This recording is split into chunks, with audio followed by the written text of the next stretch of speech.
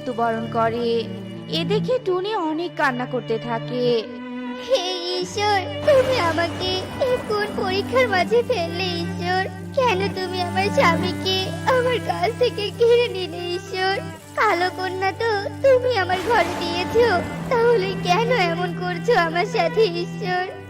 এসব বলে টুনি ঠিক কমার কোনো নামগন্ধই নেই। টুনি হঠাৎ বলে ওঠে, যেখানে কালো ফর্সা নিয়ে ভেদাভেদ হয় আমি সেখানে থাকবো না, আমি চলে যাব।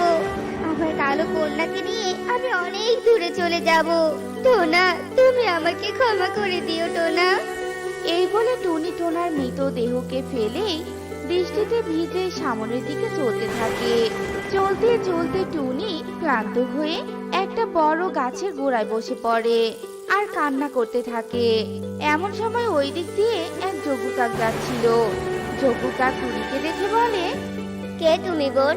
এভাবে বৃষ্টিতে ভিজে কান্না করছো কেন? যজ্ঞ কাককে দেখে টুনি ভীষণ ভয় পেয়ে যায়। টুনি ভাবে যে যজ্ঞ কাক তার কালো কন্যার ক্ষতি করতে চায়। তাই টুনি বলে ওঠে, আমি এই বন থেকে অনেক দূরে চলে যাব, তবুও তুমি আমার মেয়ের কোনো ক্ষতি করো না। আমি তোমার বা তোমার মেয়ের কথায় টুনি কিছুটা স্বস্তি পায়। তাই